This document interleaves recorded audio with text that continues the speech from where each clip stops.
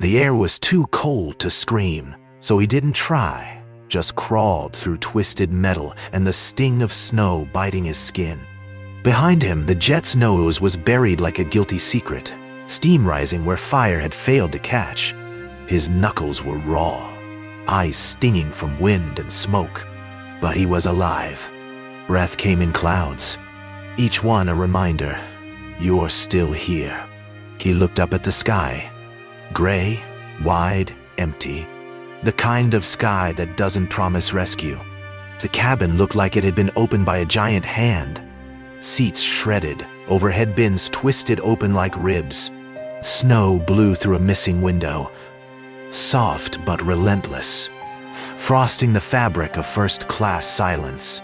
He moved slowly, checking every compartment for water, food, warmth, anything more alive than the walls. One emergency pack, Dada. One lighter. 2 protein bars. No flares. He whispered, better than nothing, even though the silence had already said that first. The engine was dead, but its bulk still radiated the last of its heat, barely enough to fight the wind. He crouched beside it, using a torn panel as shelter, hands cupped around the lighter's tiny flame. The wind howled through the trees, low and sharp like wolves arguing in the dark. He knew night would come fast. It always did when you didn't want it. In the cargo hold, snow had claimed everything soft. Luggage, memory, warmth.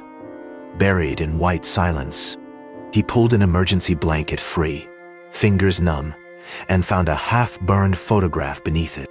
His face was still visible in the photo. The others, smudged by fire or forgetfulness. He stared for too long, then folded it and slid it into his chest pocket. Not warmth, but reason. The first flame nearly died in the wind. The second caught. The third grew. He fed it carefully. Plastic, foam, wood from cabin walls, anything not soaked through. Beside the fuselage, smoke curled like prayer. Light flickered against metal that had carried him here unwillingly. He sat close, knees drawn in, listening to the fire whisper where voices had gone silent. The wreck loomed behind him, cold and unmoved.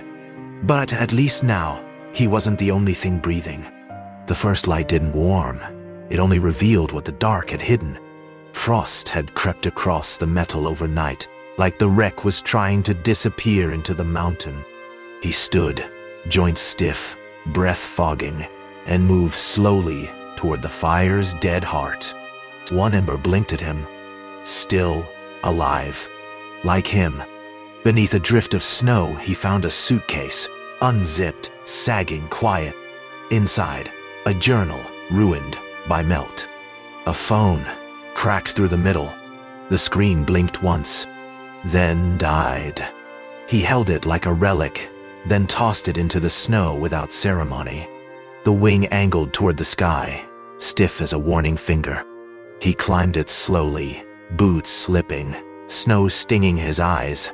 From the top he saw no movement, no trails, just white. He didn't yell. There was no point. Inside the broken cabin, he rearranged pieces of his own survival. Seats, stacked, panel wedged, blankets stretched across. It wasn't comfort, but it was choice. And in a place like this, choice was warmth. Snow began again, slow and apologetic.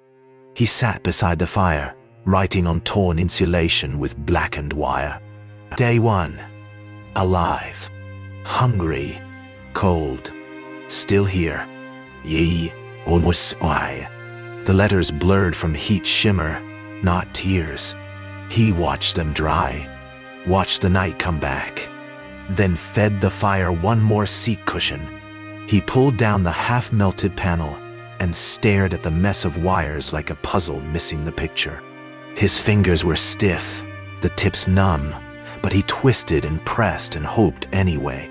One spark, one flicker, then nothing.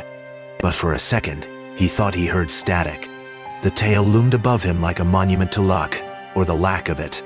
He tied his shirt to a metal pole, raised it high, watched it catch in the cold wind. A flare without fire, a message without a sender. He stepped back and nodded to no one. The snow was deep, but not deeper than his will.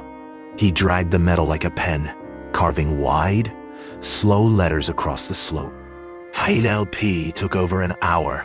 His breath never left his chest again after that. He stood above it, small and silent, then walked back without looking twice. The beacon was where it shouldn't be, under debris, smashed by impact or indifference. Its light still blinked, slow and weak, like a tired heart. He held it in both hands, whispered, "I know you're trying." Nins. But the pulse slowed further, as if giving up. That evening, the sky burned more than the fire did. Orange light wrapped the wreck like a fading spotlight. He watched the hills for movement. A shadow, a blink, anything. But the world gave no sign. Only silence.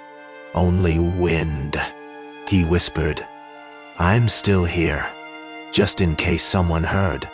He woke before the light touched anything, mouth dry, body hollowed by cold and waiting. The fire was gone.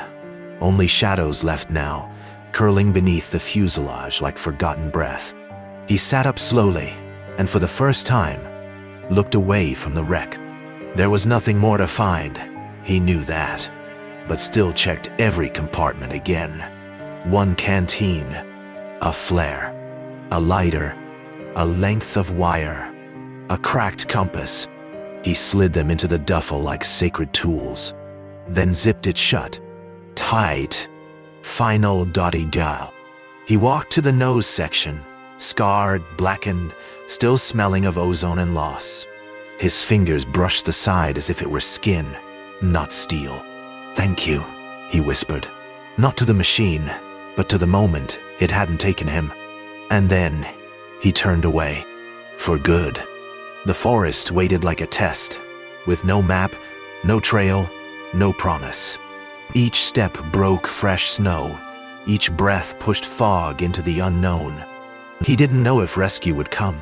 He only knew he wasn't going to wait for it. Survival wasn't staying. It was moving. Behind him, the jet shrank with every step until it looked like nothing more than wreckage among trees. No sound followed. No voice called out. Just the crunch of snow beneath deliberate feet.